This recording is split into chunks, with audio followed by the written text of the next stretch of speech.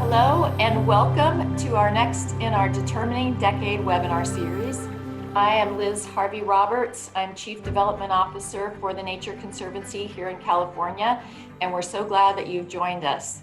Today we are going to learn about something we don't talk about a lot, and that is groundwater. And we're going to hear from an expert in groundwater, Sandy Matsumoto, who is our Associate Director of the California Water Program. I'm really excited to be here with you. I'm excited to hear from her again because she's an awesome person. So a little bit more about myself and this Determining Decade webinar series. But before I get to that, I just wanted to wish you well. I hope that you and yours are safe and sane.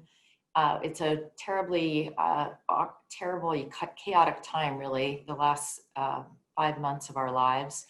And I think we're all sad that our COVID-19 numbers are growing again here in California. So we're riding the pandemic wave as it is. But during this time, we're very lucky to be able to share an hour with you. So thank you. I am the Chief Development Officer, as I mentioned. I'm in charge of fundraising here in California from Californians on behalf of the Nature Conservancy. We wouldn't be the organization that we are without all of you. And we know that every day, and we love spending time with you, whether it's virtually or in person, and we look forward to the time when we can get together again in person. The Determining Decade series is named that because this is a critical time for our world and for our planet's health. The Nature Conservancy recognizes that, and we're doing all we can to double down to put us on a sustainable path in this next decade. And Sandy's going to give us an idea of how we can do that with groundwater. It's a critically important natural resource for us. We've learned about what we do in Africa. We've learned about what we do in China, India, and Latin America. Now we're turning back to California. We have this webinar as well as one next week to learn more about our California programs. And I just wanted to give you a few more clues about how to participate today. Many of you are pros at this by now, but we do have a Q&A button at the bottom of your screen. So please, during Sandy's presentation, please type in your questions and we will get to as many as we can. If we can't get to them, we will follow up with a document that will summarize the questions and answers. So we really encourage you to participate as much as you have questions. We will provide answers. And this groundwater subject got me really curious about wells. Of course, we have been pulling water from the ground for centuries. And I was wondering, when was the first well started that we can find? It turns out it's in the Neolithic era, and it really was in Cyprus and Israel that we find the first evidence of water wells. So these are very arid areas, as you know, and people that live there depended on groundwater for their very existence. Those were dug by hand, believe it or not, and it wasn't until the 1800s that we were really able to mechanize digging into our ground for water. And of course, once we mechanized it, we started to do it a lot more. And as our population grew here in California and other parts of the world, we started to dig for more water to provide for the agriculture that we have, to provide for our own drinking water and for other uses.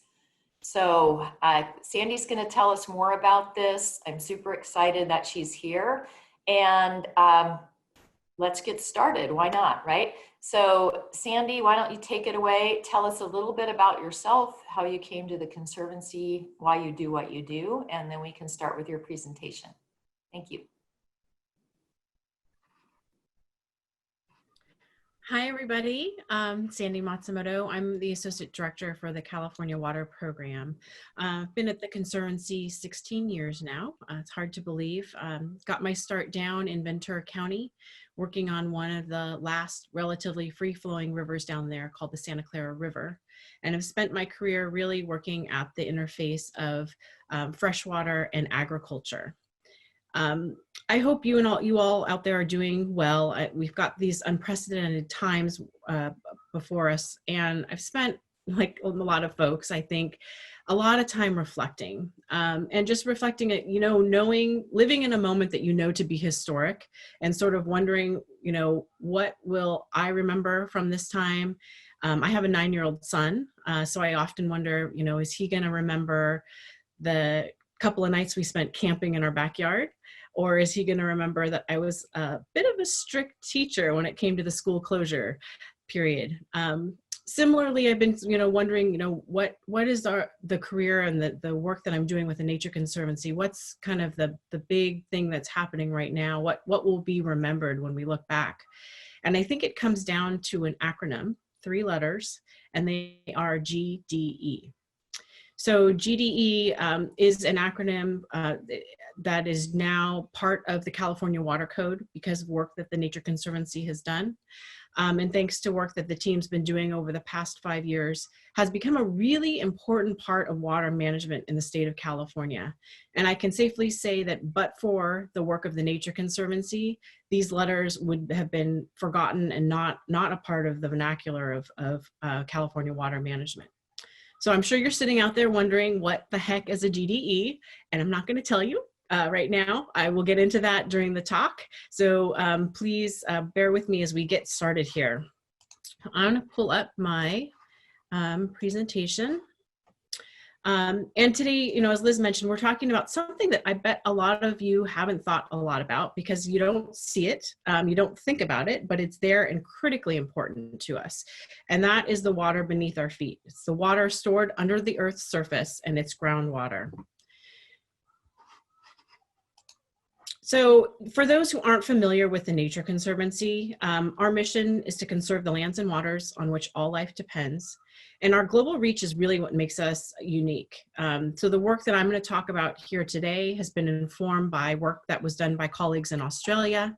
And some of the things that we've been learning over the past couple of years are now benefiting some of our colleagues in the India program. So that's just something that's really cool and something that I refer to as the power of the Conservancy. My work is focused on this element of water, which is essential to all life on Earth, right? It's so important that actually 60% of our bodies are comprised of water. And while freshwater, that's the water without salt in it, while freshwater only covers 1% of the Earth's surface, it's host to 1/3 of the vertebrate species and 10% of all species on Earth. So it's not surprising that competition for this resource is tough, and it's causing a lot of stresses. So globally, there are a significant portion of the world's population that are facing water security risk because we're over tapping this resource. And there is a number of plants and animals across the earth that are also imperiled. And to put that in perspective, I work in conservation. How bad is it for freshwater species? Well, freshwater vertebrates have declined at twice the rate of those found on land or in the ocean. So we truly are in the state of a global freshwater biodiversity crisis. Unfortunately, here in California, the story is not much different. We have a drinking water challenge, which is crazy to think about in the context of being the 5th largest economy in the world. We have over 1 million people who don't have access to drinking water. And we stay on our current trajectory, we will lose half of our freshwater plants and animals within my son's lifetime. So California is also facing this freshwater biodiversity crisis. Now, I don't want to bum everybody out, so let's turn to some inspiration. And here you're seeing 3 landscapes that have 3 things in common. So the first is they're incredibly stunning and diverse and important landscapes that reflect the diversity of California. So we're lucky to have these resources. The second is that the Nature Conservancy has been working in these landscapes for many decades and helping preserve them. And the third is that they're all groundwater dependent. So their groundwater dependence is different across the different places. So in the Coachella Valley, for example, this is an example of a place that's highly groundwater dependent. There are very few other water sources. So the vast majority of the water year round is coming, it's bubbling up from under the ground in the form of springs that express themselves on the surface and support those palm oases. There are other places that are only seasonally dependent on groundwater. So if you've ever walked along a river, the snow has long since melted in September.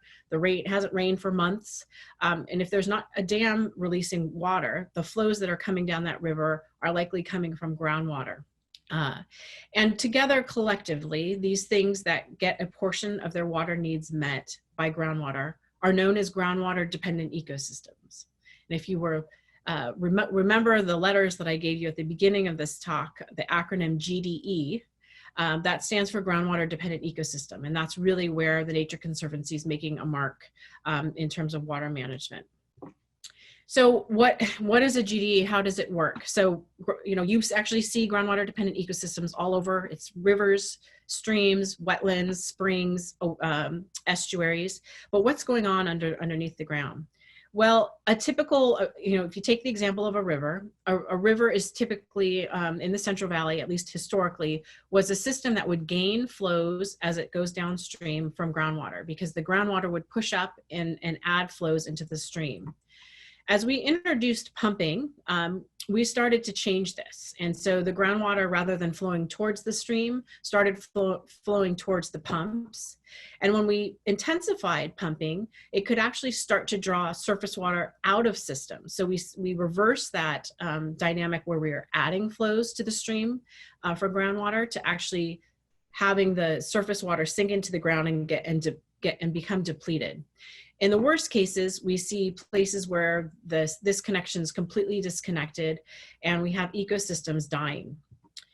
This phenomenon, unfortunately, is not unique. So it's pretty extensive in California. And in fact, we've lost 92% of our groundwater dependent ecosystems in the Central Valley due to land conversion and pumping. Groundwater is also really important in terms of our water supply. So we get almost 40% of our water in California from the ground in a normal year. But what's really important about it is that groundwater is one of 3 ways that we store water in California, right? So in California, we have the Sierra snowpack that stores water. We have surface reservoirs, and we have groundwater.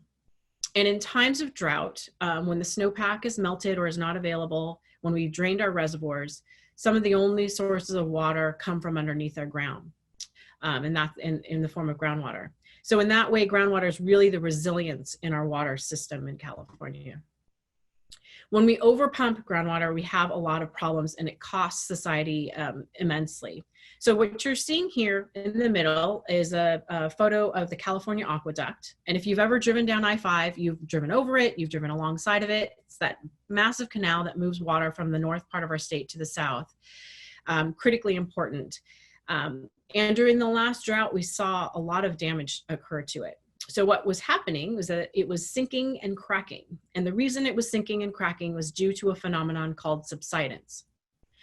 Subsidence is when we pump so much water out of the ground that it's actually causing the aquifer to collapse and the earth beneath our feet to sink. And that happened to such a degree that the California aqueduct lost 20% of its conveyance capacity. So huge impact to public infrastructure because of overpumping. Equally catastrophic, we saw in some communities, like you're seeing on the right there in East Porterville, cases where the groundwater levels fell so much that the drinking water wells were no longer functioning, and we had to bring in bottled water for domestic uses. So we find ourselves truly at a crossroads here in California today. We can either continue the status quo, seeing these huge costs and catastrophic consequences of overpumping, which will eventually lead to the demise of our agricultural economy, or we can choose a path to sustainability. And that's really where we find ourselves at the brink of this determining decade. Fortunately, in 2014, the state passed the Sustainable Groundwater Management Act. It goes by the acronym of SGMA. So the Sustainable Groundwater Management Act requires local agencies to limit groundwater use and to do so by creating plans and developing and implementing actions to achieve sustainability. And the Nature Conservancy was integral in passing this law. In fact, as you see that picture up there on your screen, the man second from the right is Jay Ziegler, our Director of External Affairs. We were an integral part of passing this legislation and were invited to the stage with Governor Brown as this law was signed into the California Water Code. And the reason we were so involved was really to get those magic words written into the water code. So you see that part of sustainability is defined as considering impacts to groundwater dependent ecosystems. Again, those GDEs are now a part of the California Water Code. The problem when this passed is that there were a lot of folks who didn't know what a GDE was, and myself included. It was a new concept and a lot of folks didn't know what to do with it, where they were, how to manage for them. So we faced a lot of those questions and basically knew that the role of the Nature Conservancy would be to answer those questions. So we took on this challenge and have since launched this resource. So this is the Groundwater Resource Hub. It's a free online tool that's available to all folks that are managing groundwater. And it basically provides how-tos, a lot of science and data, everything they need to comply with SGMA. And this tool has been critically important. It answers questions, where are they, what do they need? And we, with a goal to influence the plans that are being developed under this reform. We recently had a really great indicator of our success, the success of this hub in terms of influencing what groundwater managers are doing out there. With 93% of the plans that have been submitted and we've reviewed, citing or using TNC science to address groundwater dependent ecosystems. So it's a really great, great milestone and indicator of the success we've managed to have thus far. But as I mentioned before, what groundwater managers out there are doing is not just planning, but they're actually having to implement actions. And when I say implement actions, a groundwater manager has basically two ways of dealing with achieving sustainability. They can either increase supplies through recharge, or they can decrease demand. And through those two actions need to achieve that goal of sustainability. So the Nature Conservancy has also been working on solutions using nature to help those managers achieve these objectives. So I'm going to walk you through 3 examples of projects that we're working on across the state. The first is up in Colusa County, which is about an hour north of Sacramento, where we're working on what we call multi-benefit recharge. So recharge is basically the process of putting water back into the aquifer. So you spread out a bunch of water on the ground and let it sink into the aquifer where it can be stored for use in the dry periods. And in a traditional landscape, this is what recharge looks like. It's a dedicated, denuded, not very attractive open pit. And when the water is available, they dump a bunch of water in there to sink it into the ground. The Nature Conservancy has a different vision for what recharge can look like in the future. So recharge can take advantage of the predominantly agricultural landscape out in the Central Valley. So we've got millions of acres out there, and if we can find the places where it can percolate water into the aquifer, those would make good places for recharge. Going a step further, though, to get nature benefits and to use nature as a solution to this problem, we can also combine that with science that we've been developing over the last decade that tells us how to create conditions in these fields to attract migratory birds. Because this same place where that's ground zero for groundwater issues is also the heart of the wintering grounds of the Pacific Flyway. And tens of millions of birds arrive in the Central Valley each winter and face a habitat deficit because, as I mentioned earlier, 92% of the groundwater dependent ecosystems in the valley have been destroyed. So they really rely on these farmlands as surrogate habitat. And we have a pilot project up in Colusa County with the Colusa Groundwater Authority that's testing this idea to achieve these multiple benefits of recharging groundwater, benefiting farmers through incentive payments, and creating habitat for migratory birds all at the same time. Our first pilot project was last fall, and we had great success in this. We were able to increase groundwater levels at our test site by 21 to 50 inches, and we were able to attract 3,000 migratory birds to the site. So if implemented at scale, we can really begin to close the gap, not only on the recharge needs that that we need for groundwater sustainability, but also the habitat gap that the Pacific Flyway needs. Moving down south, we were moving into some of our demand strategy, reducing demand strategies. We're going to go into the heart of where the hardest part of SGMA is being implemented, which is in the San Joaquin Valley.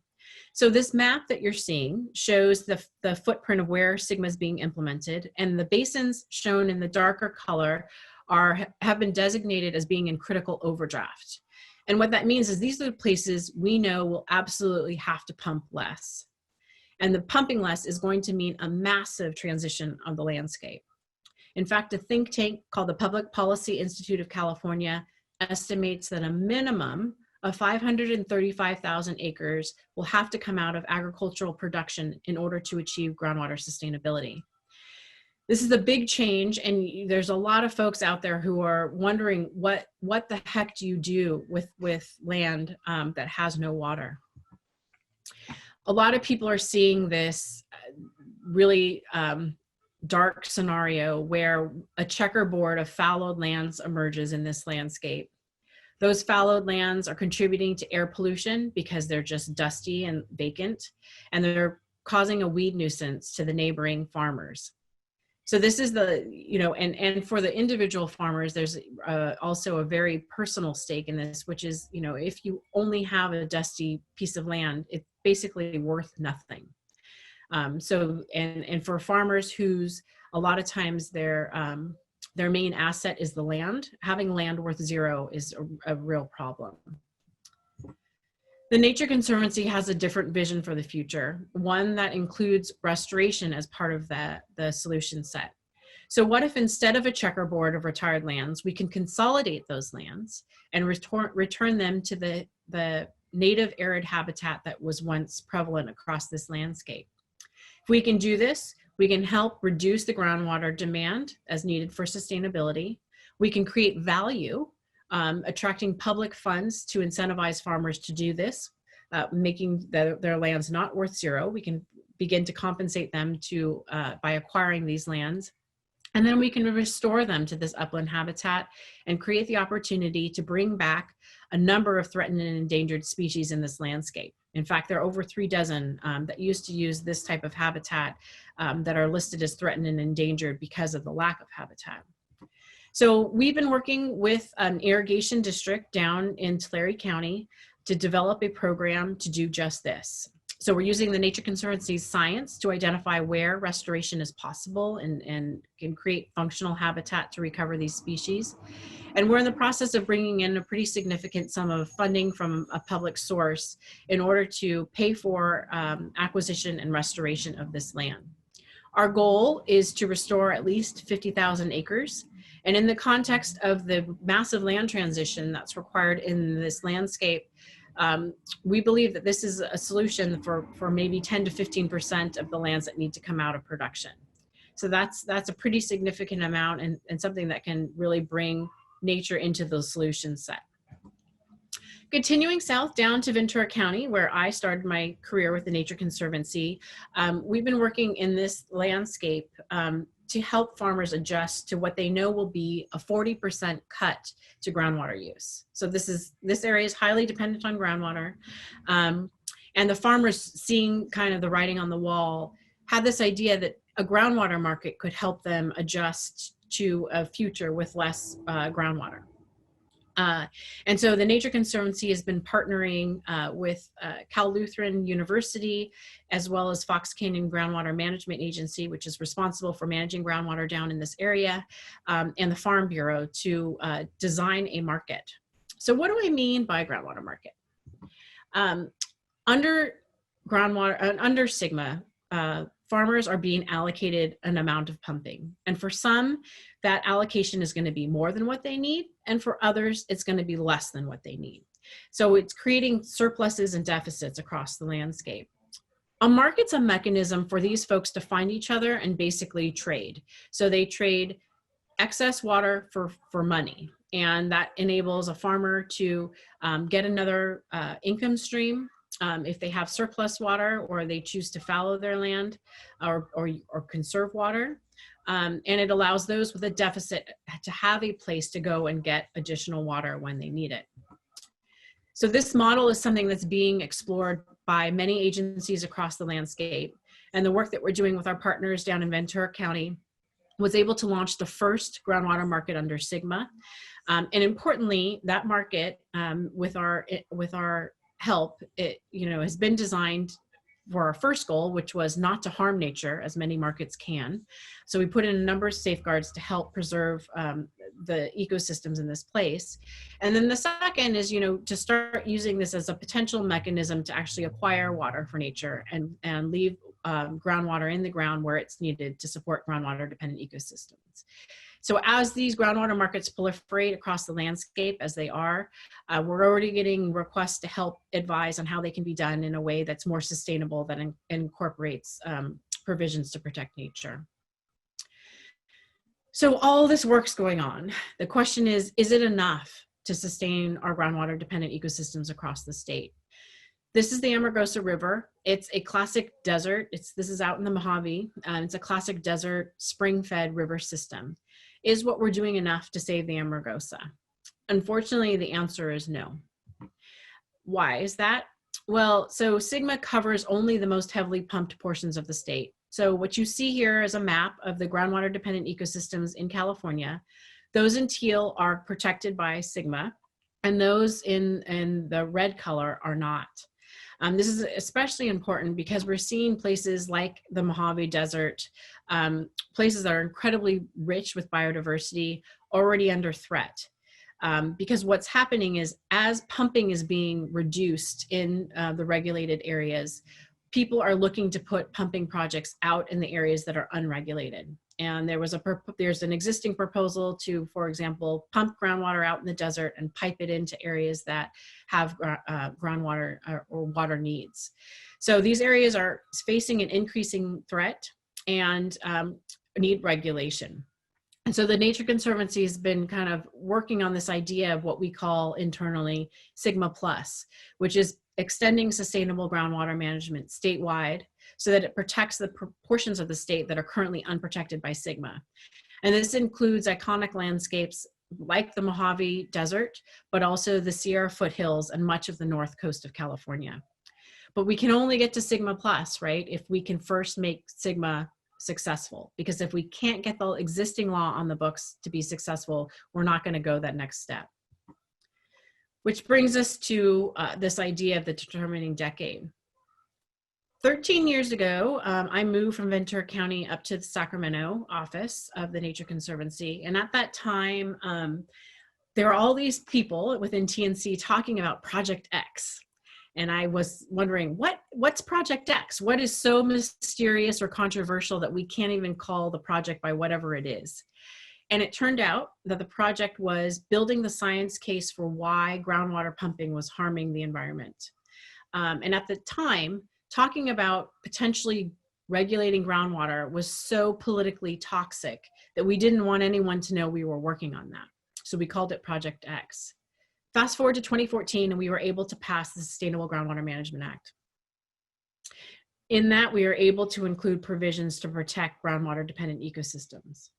So as I mentioned at the beginning of this, I really think that this inclusion of nature in this historic legislation was a very TNC role. And I can honestly say today that but for the actions of the Nature Conservancy actually implementing and ensuring that those provisions for nature for GDEs wouldn't be realized without our action. But we have a lot of work to do ahead, not just to ensure that SGMA is successful, but also to get us to the point where we're implementing SGMA Plus. So as I leave the presentation portion of this today, I think there are three main things I'd like for you to take away from this. The first is that California has a freshwater biodiversity crisis. Globally, freshwater biodiversity is declining at twice the rate of that of terrestrial and oceanic species. And here in California, we could lose a full half of our freshwater plants and animals in our children's lifetime if we don't intervene. Groundwater is also the resilience in our water supply. If we don't have groundwater available during the next drought, we will lack 60% of a source of our supply. Sigma is a way for us to turn the tide on this. It's the way for us to become resilient and have a sustainable water supply. But we have to make sure that we have sustainability. And ensuring sustainability really comes down to whether or not we include groundwater dependent ecosystems. GDEs are really the marker of whether we have a system that has that eliminates the bad effects of subsidence, that preserves the shallow waters that sustain our drinking water wells and that support our ecosystems.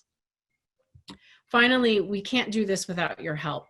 We're so fortunate here at the Nature Conservancy to have the best and most sophisticated donors, and we need your support to do this work. It's critically important today, and it's really needed to get our water supply to a point where it's resilient. So with that, I'd like to turn it back to Liz, who's going to run our Q&A.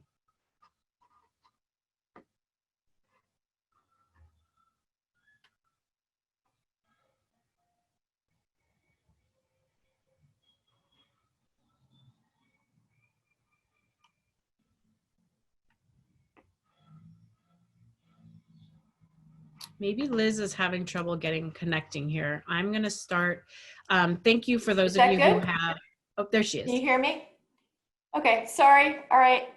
So thank you, Sandy. It's been awesome to hear from you. I was saying, I think probably because I didn't unmute, sorry, that I've heard your presentation before, or different aspects of it over time. And I always come away learning more and really appreciating the role of groundwater in our lives and in our natural systems more and more. So thank you. I wanted to say, Marge asked a great question, and I think it was around the time that we were talking about the Santa Clara River and Fox Canyon. And she was saying, why are some farmers allocated more than they need, more water than they need? Yeah, it depends on what they're growing, and it depends on how the allocation is done. So without getting into the technicalities of the allocation process, what happened, when I say more than what they need, they may not have enough, and they may choose to do one of two things. One is to implement water conservation measures to become more efficient with their irrigation, which could free up some water. The other would be that they choose to fallow a portion of their property, or choose maybe to not, instead of doing, in Ventura County, they're often able to do things like 2 or 3 crops per year. And so maybe they take one of those crops out of the rotation in order to work within their allocation. So in those cases, they may have that extra groundwater that they're able to sell through the market. Thank you. So another question that we had from Javier is, why was California so late to come to legislating or regulating groundwater usage? It's a great question. I mean, it's actually been a source of personal embarrassment for me. So we have these big meetings of the Nature Conservancy, and everyone kind of always was looking, California's kind of looked to as a leader, right? Like we're the tech leader, we're leader in the media industry. We do so many innovative things here in California. And yet somehow we were the last state in the West to regulate groundwater. And how could that be?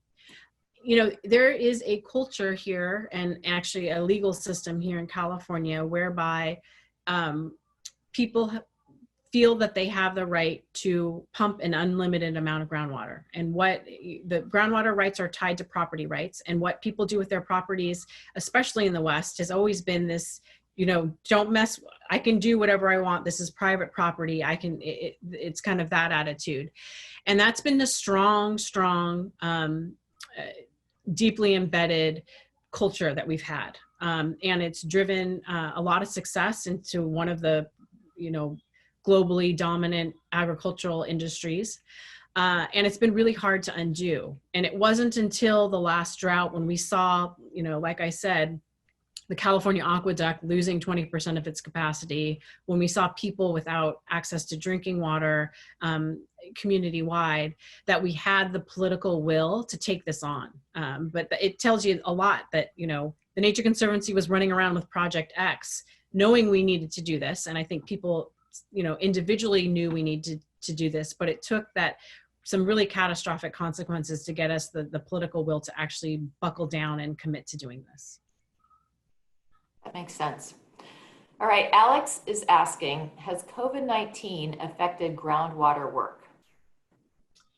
Yeah, that's interesting. So, you know, I think it's a really hard time because the way that the Sustainable Groundwater Management Act has been developed is under this idea of local control. So that was one of the ways that we passed groundwater, was really only because the only way we could get the farmers to support it was to give them local control. And that means that decisions about groundwater are being made at the local level, which means that all the stakeholders at the table have to be part of that discussion. And what COVID's doing is it's making it hard for people to get together to make these decisions about how to implement projects, how to define sustainability, how to develop their plans and their projects. So that's been one barrier that we've seen, and one that I'm particularly worried about, because the Nature Conservancy has partnered a lot with drinking water interests, which include a lot of disadvantaged communities, and access to public meetings is harder now with COVID. It's harder to travel, it's harder to connect, it's harder to be part of these dialogues. And so it's a concern we have with COVID-19, that it in some ways creating a barrier to that important dialogue to ensure that sustainability includes things like nature and drinking water. That makes sense too. Thank you. So Angela is asking, once an aquifer collapses, so this is during your subsidence remarks, can it be restored, or is it a permanently lost source of water storage? Yeah, and the answer is it depends. So there are two types of subsidence that I've learned. One is elastic and one is inelastic. So the elastic subsidence has the ability to pop back. If it's not, and if we recharge enough groundwater, we can actually get that storage, that portion of storage back. There are portions of our aquifer, however, that are inelastic, and there's no way to recover that lost storage. Wow, that's concerning. All right, Hans is asking a really interesting question. Why use precious drinking water to flush our toilets? Why not develop a dual system for all new construction so that toilets can be flushed with recycled gray water? And I think that also goes to the larger question of how do we use recycled water, and how much is that part of all our utility districts, et cetera. Yeah, interesting thing, when I made my move from Southern California to Northern California, I noticed something very significant, which was when we talked about an acre foot of water in Southern California, an acre foot of water was enough to sustain a family for 2 families for a year. But when I moved up to Northern California, it was 1. And I wondered, what's that about? And that's about urban water conservation. Because in Southern California, a lot of these measures have been implemented. So recycling water is more common in those areas. A lot of it's about, frankly, outdated infrastructure. We have these really old systems that don't allow for, in some cases, the plumbing necessary to reuse or recycle water. In other cases, in new construction, there's, it's an added cost that people don't want to pay for or are not required to do. But we are seeing with drought and requirements for urban conservation that municipalities in different areas are starting to require these things. So I think it's promising. I think it's important, and actually the per capita use of water in California is decreasing, which is a great sign with our increasing population. But at the end of the day, we also need to remember that the majority of the water use in California does come from the agricultural industry. So as much as we work on the urban conservation, which we need to absolutely continue doing, we also need to address the water use from the biggest part of the water users in the state. Thank you. Okay, Katie is asking, are there threats to the current groundwater protections? And yeah, maybe COVID-19 related you've talked about, but are there any other threats to that? Yeah, it's been a really harrowing couple of months here because um, folks probably saw in the news, because of, the incredible unemployment that we're seeing in the state, um, changes to the state budget. I mean, we were looking at a $54 billion deficit. And at that point, we were then looking at huge cuts to the state programs. And the SGMA, the Sustainable Groundwater Management Act, is regulated by the state. And the agency that is responsible for overseeing this was seeing huge cuts to their budget, and a lot of staff that they needed to hire in order to be a strong regulator were being cut. And so there was, a lot of talk about, this is too hard. We already have a lot of unemployment. The state's not going to be a strong enough regulator. Why don't we delay? Or in some cases, we are hearing get rid of altogether SGMA. It's too hard. It's going to cost the economy a lot to transition. So there are those threats. And I think, we see this. This is not, when things get hard, people want to shy away from regulation. And I think what we're also seeing is just, because of the impacts to drinking water, especially, is actually, that's not the right answer. The right answer is to double down and get this done, because we're not going to have a resilient water supply, and we're going to compound our problems if we continue on the current trajectory. So yes, we faced some very real threats because of recent events, but also it's been a chance for us to kind of reinforce our collaborations and coalitions to make sure that that doesn't happen. Thank you. All right, Alex is asking, is groundwater as important as surface water? How does TNC's conservation work address both of them? Yes, so they're both important. They are the same element after all. California, though, has legally divided them. So groundwater is legally treated as the rights associated with groundwater are associated with real property rights. So if you own land, it comes with that is where you have your ability to be pumping groundwater. And surface water rights are regulated under a whole different system. That's a funky mishmash of English common law and kind of the law that emerged with the gold rush era. And yes, the Nature Conservancy is working on both, because we absolutely need both in order to sustain the systems that we care about. So we have a robust program that also focuses on surface water flows, trying to protect them through the legal mechanisms and the legal construct that protects flows. We also, very similar to our work with groundwater, do a lot of work on the ground, collaborating with vintners and ranchers and farmers to protect those surface water flows, and do projects that benefit both those users as well as migratory fish. Like salmon's a very big conservation target for our flows work. So we're doing work in both realms. They're both important. And one of the common refrains that the Nature Conservancy is out there promoting is just, they're connected. They're the same elements. We need to protect both. And so trying to kind of break down this idea that they're separate resources is a big part of our work. That's good. I'm glad you're doing that. All right, so we have another question. Who are groundwater managers? So I think you referenced groundwater managers in your remarks. Who are you talking about? Yeah, so it's interesting. So SGMA has led to the development of over 250 new groundwater management agencies out in the landscape.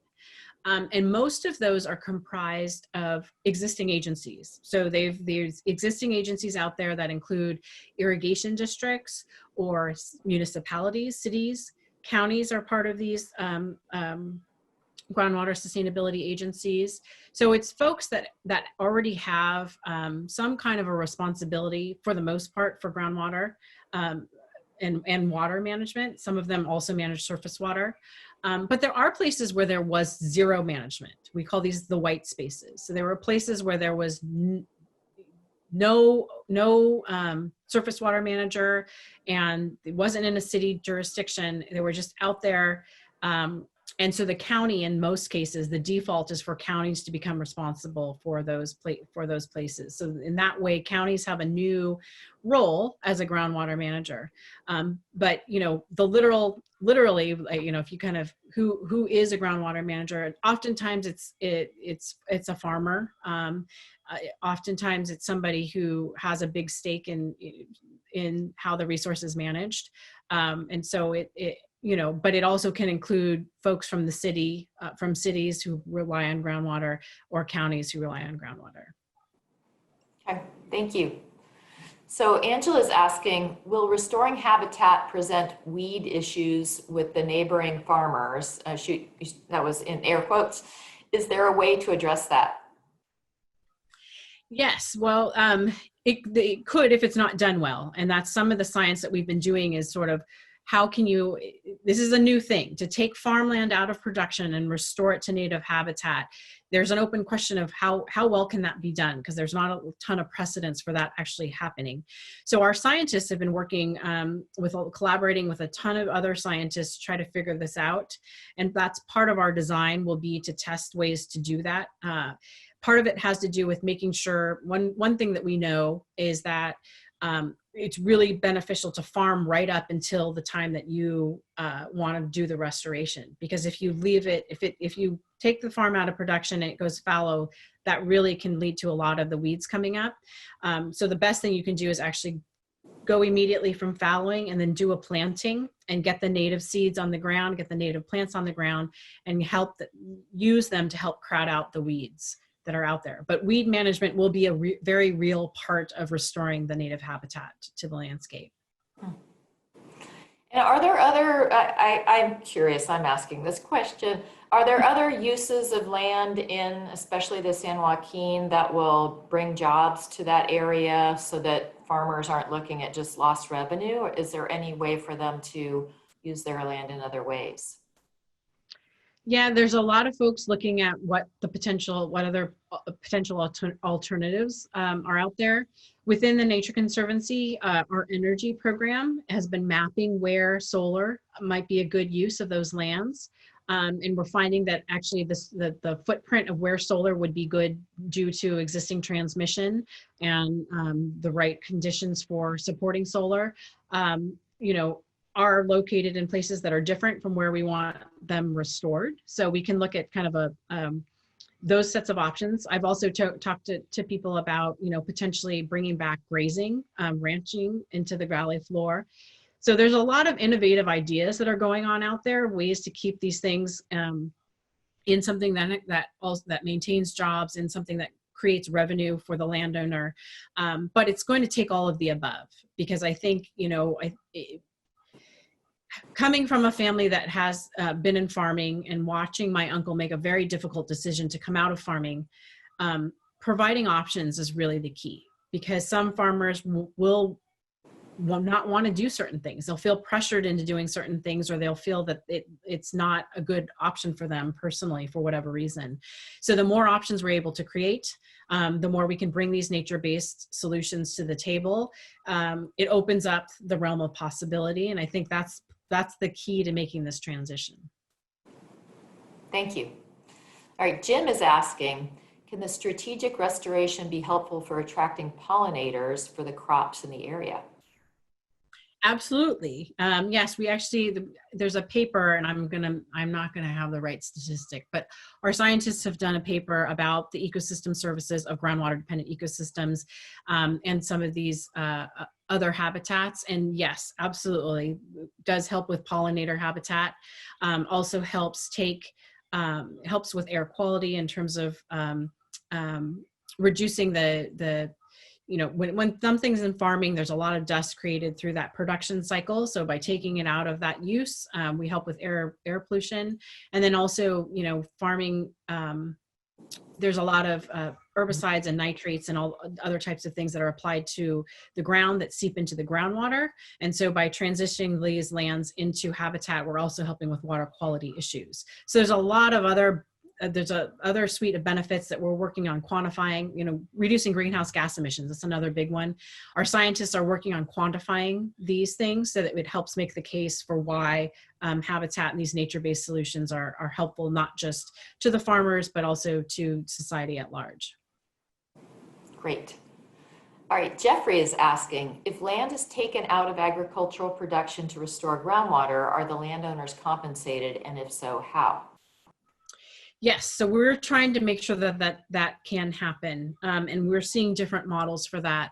So in our model, what we're trying to do is bring in public funding to buy the property and to restore it to the habitat. So that's one option that we're providing. We're also working with water districts where they have a buyback program. Those districts can charge fees, and they have to, their charge is to get to groundwater sustainability. And in the San Joaquin Valley, they can only do that by reducing groundwater pumping. So they know that retirement is a part of their actions that need to be taken, and they're using a portion of their fees to buy out farmers who are willing to fallow and move on to a different livelihood. And so they're starting their own programs to start to buy back some of the farmland themselves. So I think this is just the beginning of what it could look like, but we're trying to find ways that we are compensating folks for making the transition. Okay. Angela's asking, I understand the logic of waiting to prove out Sigma before moving to Sigma Plus, but will that happen fast enough to save threatened areas? A worry I have every day. And that's that picture of the Amargosa is something that I think about often, because the threats, especially out in the Mojave, are happening. I mean, it's almost, weekly that I'm getting something in my inbox that says, oh, we got to pay attention to this bad project or this problematic pumping that's happening out in these areas. And I think I presented it in a bit of a linear fashion, but I also should emphasize that a lot of the science that we're doing right now through Sigma implementation, a lot of what we're learning is directly informing the case that we're making for Sigma Plus. We've already published an op-ed in Cal Matters, for example, kind of our opening lob into talking about extending regulation into the rest of the state. We're working on a paper that presents specific case studies for why it's important to be regulating groundwater out in the desert and also in the Sierra foothills. So we're working on things, and it's kind of similar to Project X that we had 13 years ago, building the case, kind of doing what TNC does well, which is making a science-based case for why this is needed. So we're working on that, and we're looking for an opening to when the political when we have alignment of the stars and from a policy perspective, we will have that information to push this policy forward. That sounds great. Let's see, it's 11:54. I have time for one more question and then we're going to wrap up, I think. So Connie is asking, has California considered placing a moratorium on water intensive crops like almonds? Yeah, not that I'm aware of. I mean, it's I think a lot of folks try the agriculture industry is a global industry. It's driven by global crop needs, and trying to kind of tamp down one thing would probably just lead to something else, right? So so I haven't heard people trying to do that. I think, there are some people who are concerned about how much water are we exporting to other markets through these crops, questions like that. And it's hard, right? Because there's also a lot of importing that's coming into California. So we're importing water and we're exporting water, and what's the balance on that? I think from the Conservancy perspective, enabling agriculture to have as much flexibility as possible has always been sort of our path, our way of doing business, because it's an important part of the industry. It's an important part of the jobs basis for the state. And frankly, if we don't have agriculture in a lot of these places, like I think of where I worked in Ventura County, if there's not agriculture, that stuff's going to turn to houses, and that's not good for the environment either. And I eat, right? Like we all eat, so we need food. So we tend to, from the Conservancy standpoint, we tend to stay away from kind of making, dictating how people are doing agriculture, and instead trying to create ways for them to do it in a way that's more compatible with things that will help nature along the way. Sandy, thank you so much. I, again, appreciate everything you've said, and I always take away a lot of learning. And thank you so much for all of you out in our audience for joining us. Again, we underline the message that we can't do this without you. Your flexible funds, your estate planning gifts, your membership gifts, your major gifts, all of it is so important to what we do, and it provides the fuel for us to continue our conservation efforts. So, and we will get back to the questions that we haven't been able to get to today. You'll receive a compilation of those in a few days with Sandy's answers. So she's got some homework. And I just want to say, please join us in one more week. We have our last in this webinar series that's going to focus on our disaster program. I like to call it Nature Saves Lives. And we're going to learn about from our Director of Disaster, that's her internal title, about what we're doing to help nature and people stay away from disaster and also mitigate disasters that come to the state.